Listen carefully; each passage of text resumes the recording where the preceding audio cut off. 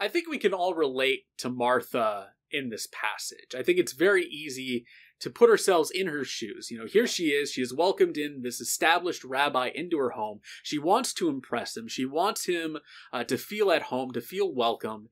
And she's doing all this work, and her sister, in the meantime, is just kind of sitting around listening to him and not helping her get everything ready. And you can feel her annoyance in this passage, and I think all of us, when we read it, we kind of get where Martha is coming from. But Jesus's response seems almost a little cruel in that sort of sense. It seems almost like he's dismissing what Martha was doing as being important. But the reality that what Jesus seems to be saying here is more that what Martha was doing might have been important at a different sort of time and in a different sort of situation, but now in the moment, she should be doing what Mary is doing, which is listening to what he has to say and what he has to teach, listening to his words and listening to the lessons that he's giving.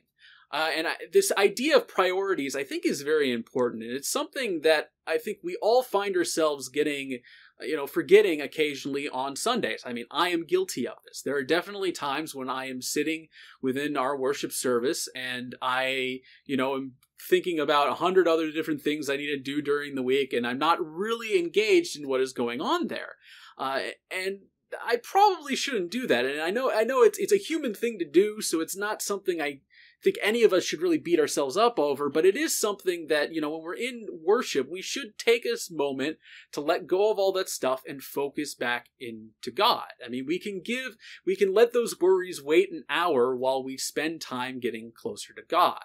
And that, in fact, is something that when you go and you hear successful people talk about, how they are able to manage all these different things within their lives together, that's one of the things that they talk about. They talk about this idea of being present in the moment, of being engaged in what is in front of you and not thinking about other things. So what that looks like is when you're with your family, you're with your family.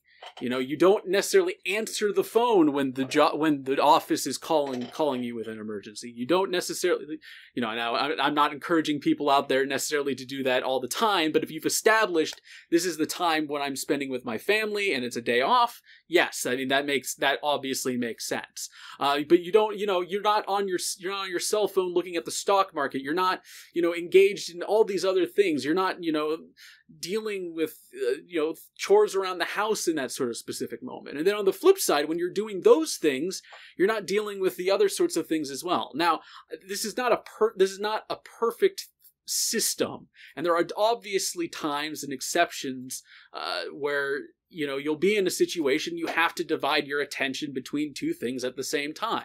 I have an uncle, so I only hear of the wondrous world of young children from my sister, but that isn't a good example. My sister, when she's working, sometimes she has to stop what she's doing to take care of either my nephew or now my infant niece. And that's perfectly fine. This is not to say that you won't have situations where you can't necessarily do this, but we should try to, let go of these worries and these concerns and these other sorts of things that weigh on our mind especially when we're approaching God, and honestly probably in other areas of our life as well. But especially when we're approaching God, especially when we're worshiping, because that is where we're supposed to be able to find the strength to go on and deal with all of this type of stuff. So I would encourage you all out there in this next week and over these next months, do your best to be more like Mary and a little less like Martha. And now I would like to invite you all to join me for our last worship song today.